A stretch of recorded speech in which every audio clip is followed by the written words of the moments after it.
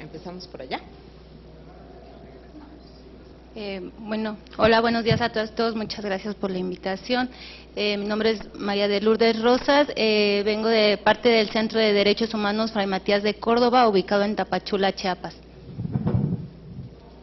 Buenos días, gracias por la invitación. Berenice Valdés, del Instituto para las Mujeres en la Migración. Muchísimas gracias por la invitación. Soy Maru Cortázar, de la Fundación Appleseed México y su red Pro Bono México. Buenos días, mi nombre es Pablo Seriani, de la Universidad Nacional de Lanús, en Argentina. Hace varios años que venimos trabajando el fenómeno de la niñez migrante en América Latina, y también soy integrante del Comité de Naciones Unidas para la Protección de los Derechos de Migrantes y sus familias. Elba Coria, buenos días, gracias por la invitación. Vengo de la Coalición Internacional contra la Detención. Muchas gracias. Y bueno, pues, ¿quién quiere empezar? Pablo, ¿tú empiezas?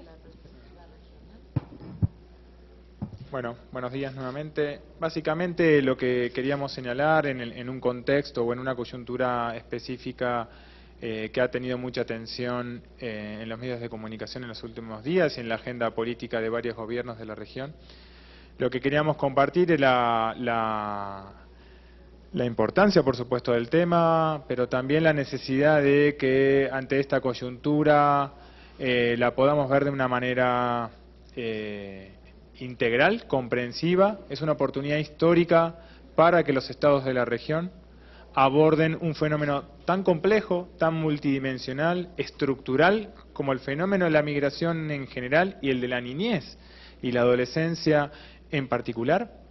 Estamos ante un fenómeno que tiene lazos estructurales, por un lado con las situaciones de violencia creciente, de alguna manera generalizada en los países de la región, tanto en Centroamérica como en algunos lugares del territorio mexicano, pero esa violencia, diferentes formas de violencia social, violencia familiar y otras formas de violencia, están también estructuralmente enlazadas con condiciones de exclusión social, de discriminación, de pobreza, de desempleo, de faltas de oportunidades educativas.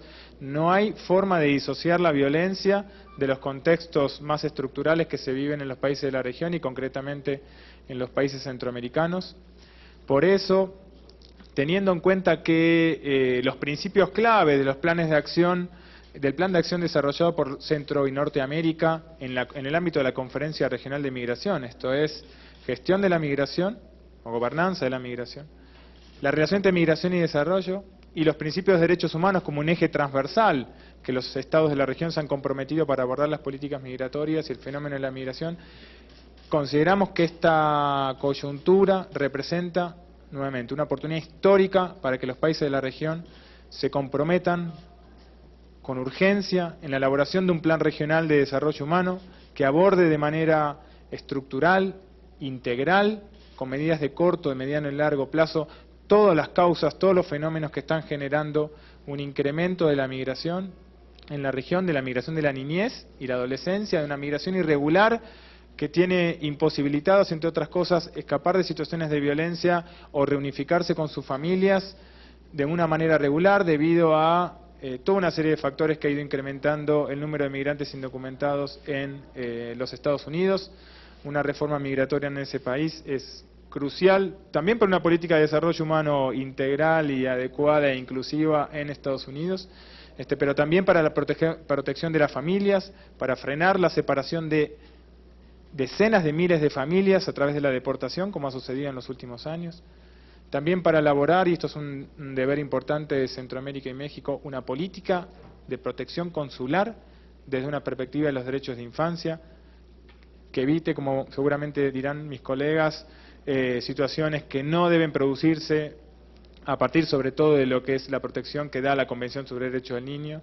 Me estoy refiriendo a la no detención de niños y niñas por razones migratorias, a la no deportación y a la necesidad de encontrar soluciones de corto y de largo plazo a cada niño, niña y adolescente que están en esta situación de vulnerabilidad. Muchas gracias.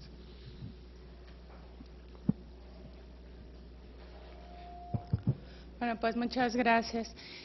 Básicamente, retomando un poco los temas que hablaba Pablo, consideramos desde la coalición que este ha sido un momento muy difícil también para las organizaciones de la sociedad civil que han estado trabajando no nada más en México, sino también en Centroamérica y en Estados Unidos con niños, niñas y adolescentes migrantes.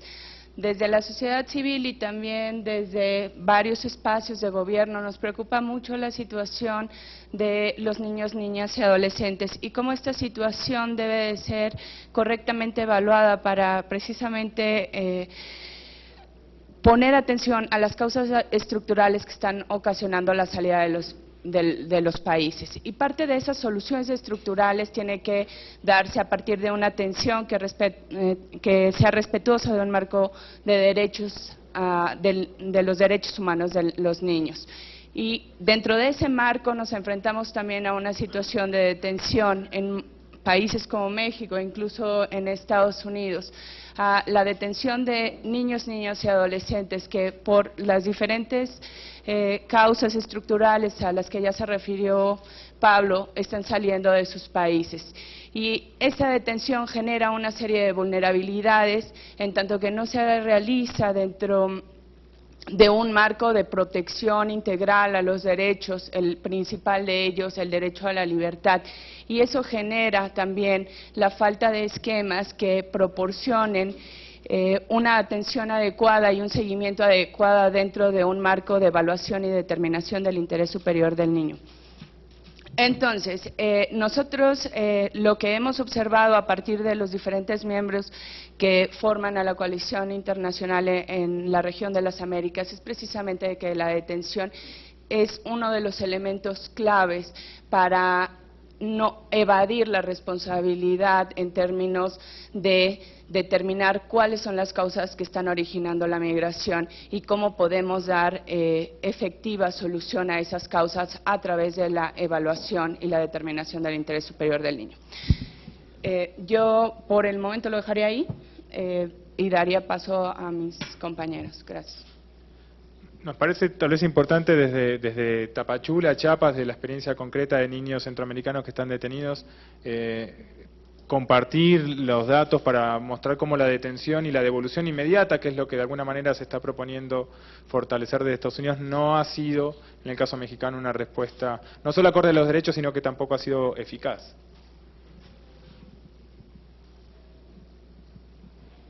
Gracias.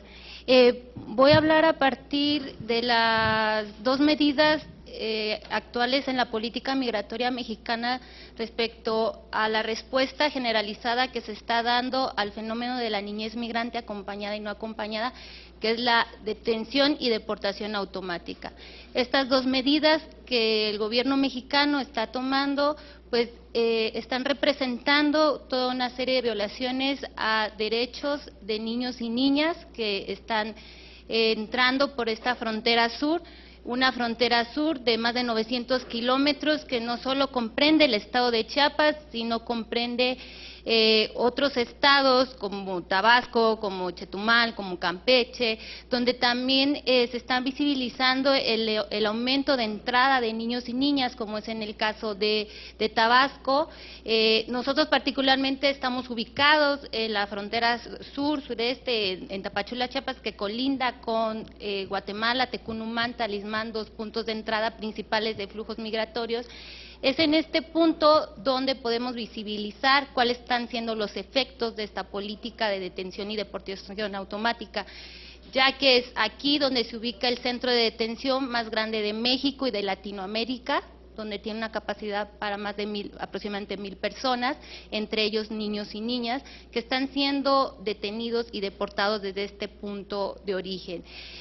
Vemos en las estadísticas oficiales del Instituto Nacional de Migración, que son con las únicas que se cuentan actualmente, que solo son números, no nos habla más de datos más cualitativos, solo nos dicen números, no nos dice quién es ese niño, quién es esa niña, cuáles son sus necesidades de protección, solo nos hablan de números. Y estos números nos dicen que en el 2011 se detuvieron, más bien se deportaron a más de 4,000 niños y niñas, en el 2012 más de 6,000 y en el 2013 a prácticamente 10,000 niños y niñas. Lo que estamos hablando que para términos del 2014 probablemente se hayan deportado entre 13,000 y 14,000 niños y niñas.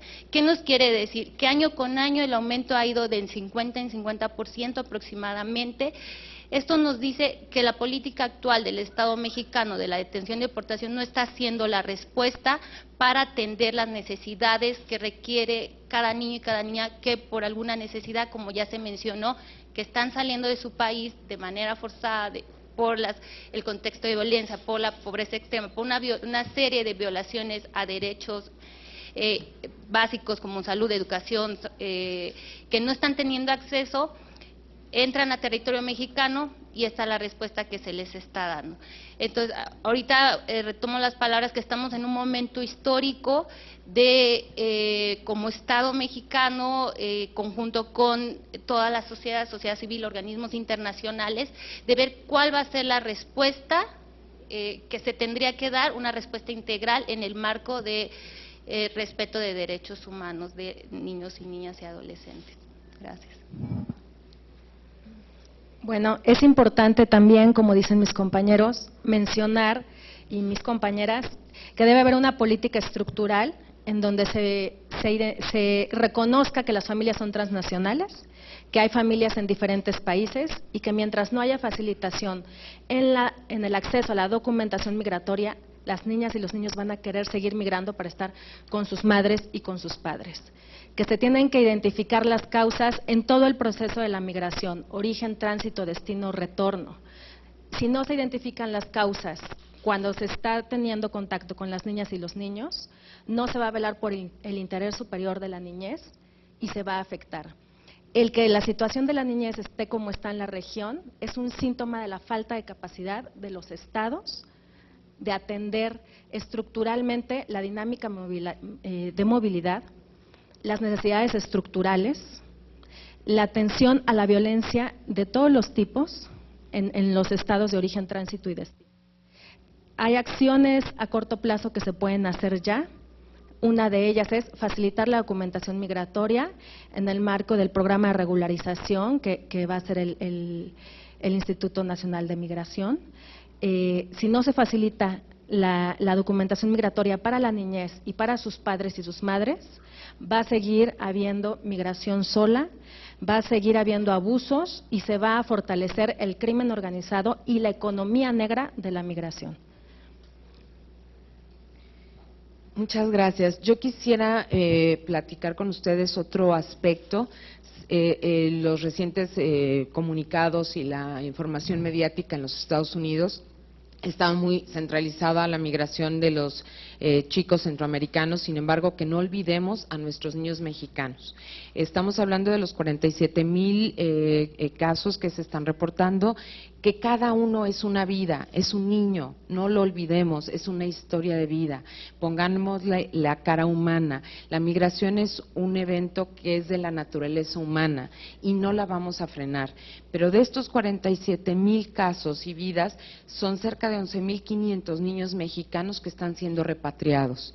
Niños mexicanos que por una ley que ya está aprobada en los Estados Unidos, que es la Ley para la Protección de Víctimas de Trata, autorizada desde 2008, es una ley que su espíritu es muy positivo, pero que desafortunadamente no se está cumpliendo a cabalidad. Y los niños mexicanos que están siendo retornados, no se les está haciendo ninguna medida de protección. Con todo respeto, yo también solicito a la Cancillería de México que deben de pensar en cómo proteger a estos niños. Muchas veces es como de naturaleza humana decir, si es un niño mexicano, lo quiero de vuelta. No, en muchas ocasiones ese niño regresa a la misma condición que lo orilló a migrar y estas condiciones los ponen en mayor riesgo.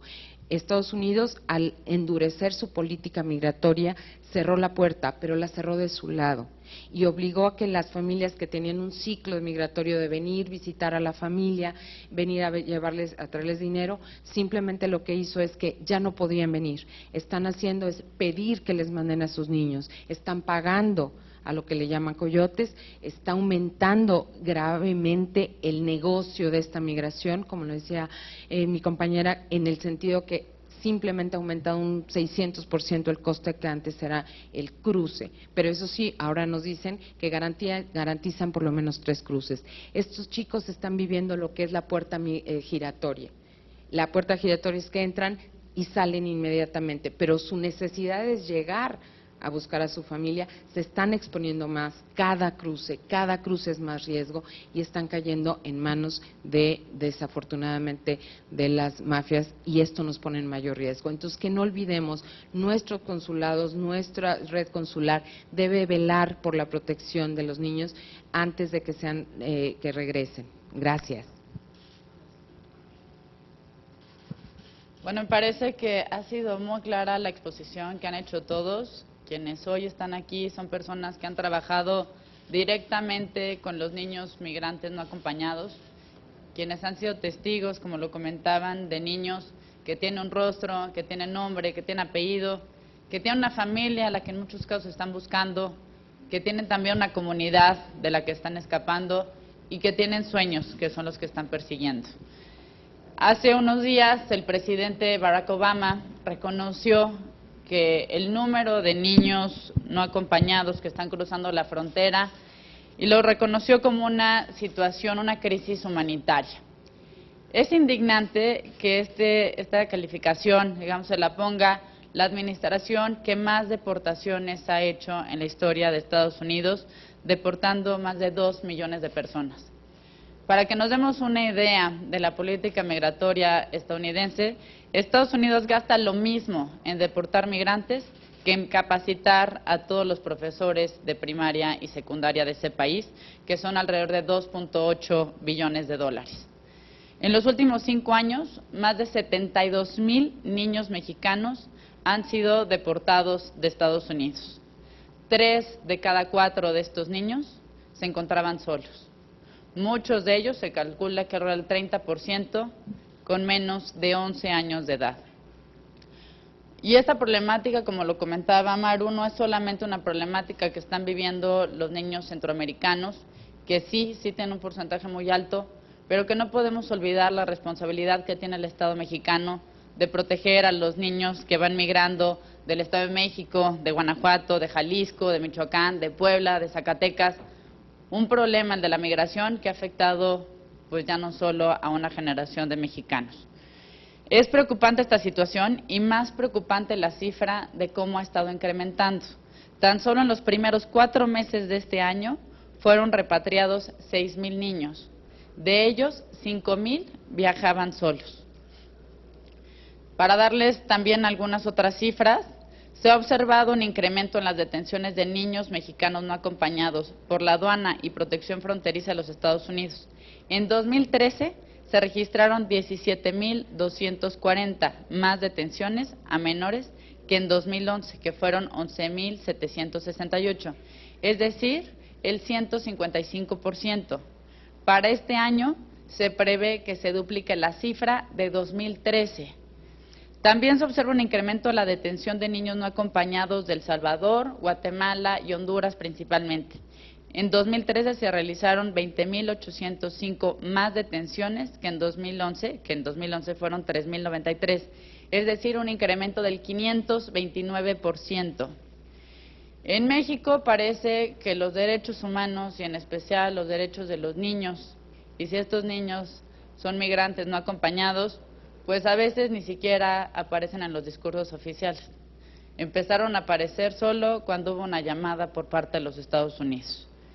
Por ello es fundamental que México retome la reforma constitucional que se hizo en 2011 en materia de derechos humanos y por la que se reformaron también leyes como la ley de migración.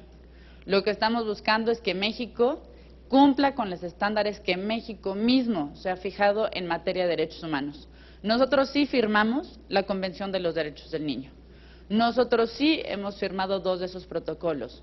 Nosotros sí hemos estado trabajando, se supone, incluso dentro de esta administración, por protocolos para darle más derechos a todas las personas, incluyendo a los extranjeros, antes de ser deportados.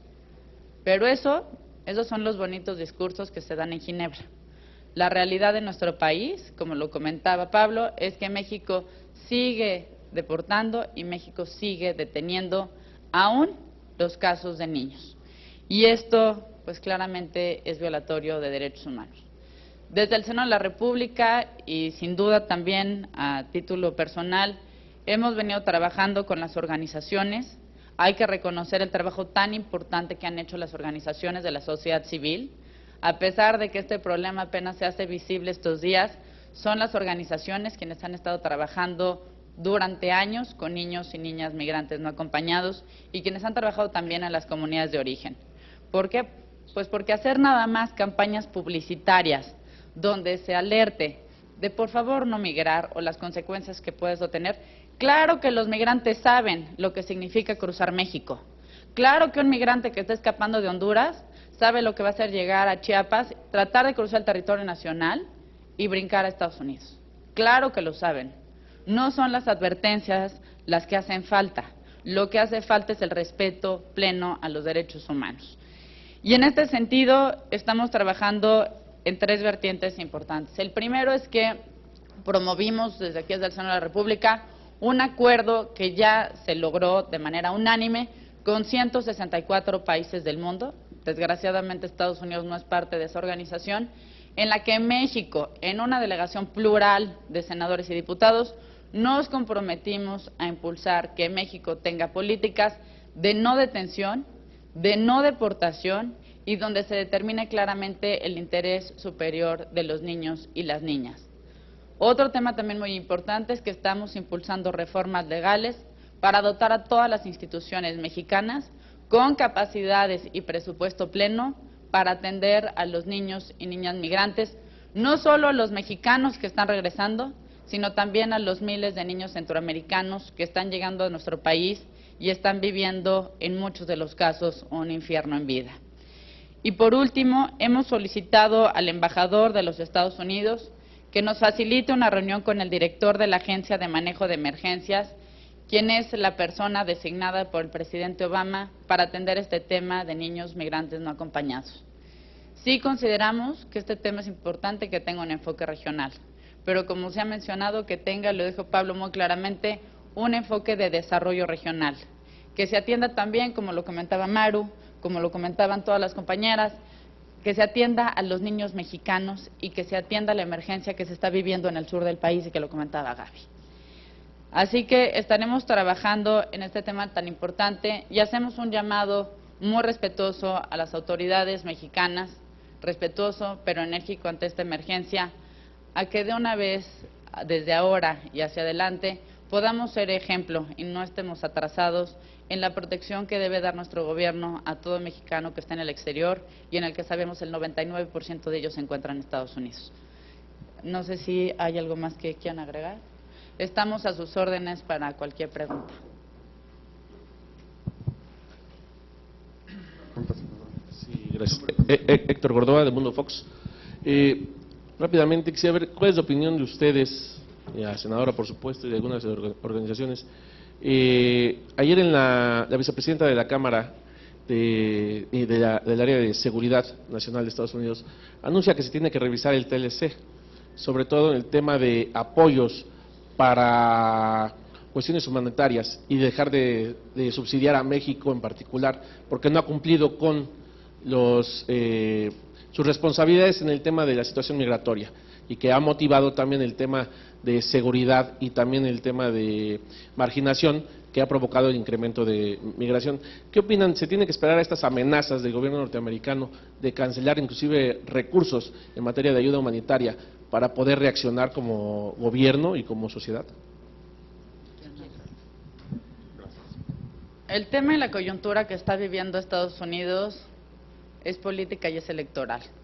Y en ese contexto también deben leerse muchas declaraciones que pretenden hacer de la criminalización de la migración un eslogan de campaña.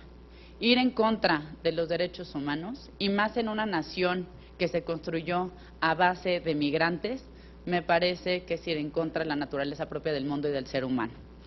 Hay que recordar también que sí hay una situación de inseguridad, sobre todo en Honduras y El Salvador, pero ni Honduras, ni El Salvador, ni Guatemala, ni México son productores de armas. Entonces habrá que revisar quién está vendiendo las armas América Latina y quién está consumiendo la droga en América Latina, y que eso ha propiciado las condiciones de inseguridad más duras que se viven en muchos de los países del mundo. Así que me parece es el primer tema. Y segundo, quererlo vincular a un tratado de libre comercio me parece por demás ridículo. Si alguien se ha beneficiado de ese tratado de libre comercio es Estados Unidos. Hay muchos productores que hacen grandes negocios en la frontera con México. Es una de las fronteras más dinámicas del mundo, con millones de dólares intercambiándose todos los días. Así que más allá de lo que yo tenga que decir, ¿qué dirán los electores de esta persona en donde seguramente habrá más de uno que esté comerciando con México y al que le vaya bastante bien? Yo también quisiera agregar que no se deben de olvidar que hay factores que empujan a la migración y otros que lo jalan. En Estados Unidos le llaman the push factors. Y creo que Estados Unidos ahorita ha tratado de estar enfocando su discurso hacia los factores que empujan a la migración. Pero tenemos que recordar que hay muchos factores que son los que jalan a la migración y a los Estados Unidos. Como decía la senadora, me parece que es importante que hay 3 negocios que han crecido desafortunadamente, que es el tema obviamente de la droga, el tema de la venta de armas, pero ya y alarmantemente está creciendo el tema del tráfico de personas.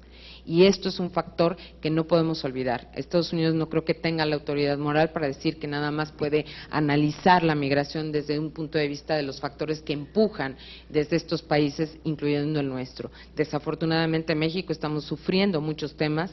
¿Por qué? Porque estamos en ese tránsito, en ese tráfico hacia los Estados Unidos. Solo muy breve, comentar que hay muchos informes de los últimos años que indican cómo el TLC y otros acuerdos comerciales, entre otras cosas, ha contribuido a un aumento de la migración de mexicanos y mexicanas a Estados Unidos, sobre todo de zonas rurales, ante la imposibilidad de competir o de poder subsistir con a veces negocios familiares tradicionales. Esos acuerdos comerciales también han empujado a la migración, o sea, en parte son de alguna manera parte del problema, ¿no? Entonces, parecería que, si hay una revisión del TLC, tendría que ir más por ese lado, por en qué medida los acuerdos comerciales han contribuido a desarrollar en condiciones adecuadas a los pueblos o han contribuido a generar ciertas situaciones de desigualdad que, entre otras cosas, han generado la migración. Y cuando pensamos también los factores que han conducido en estos últimos 10, 15 años al aumento de migrantes, con algunos cambios a partir de la crisis de 2008, entre otras cosas, cuando uno piensa adolescentes que están migrando ahora, hay un número importante que no solo se escapa de la violencia, sino que se está reuniendo con sus padres que han migrado a Estados Unidos a lo mejor una década atrás. Pensemos que no hay una reforma migratoria en Estados Unidos desde el año 1986. ¿Sí? Casi 30 años sin reforma migratoria, recibiendo millones de inmigrantes que, todos lo sabemos, todos los informes lo dicen, son claves para el sostenimiento de la economía estadounidense, en muchas áreas claves de la economía estadounidense, en la alimentaria, en la construcción, en la vivienda, en temas de cuidado, en fin, hay un listado interminable de áreas de la economía estadounidense que dependen del trabajo, sobre todo de migrantes en situación irregular. Entonces, regularizar a esas personas, permitirles que tengan una vida familiar, es claramente una política coherente con un desarrollo humano adecuado en Estados Unidos. Parecería que hay determinadas fuerzas o intereses que irían en contra de lo que se supone una política básica de desarrollo que incluya a todas las personas que comparten una sociedad, un territorio como es el territorio estadounidense, que de vuelta se nutre en sus aspectos más vitales de la economía, de la cultura, de la sociedad, de la política, de todo el aporte interminable que hace la población migrante, tenga o no tenga un permiso de residencia. Muchas gracias a todos y a todos por acompañarnos.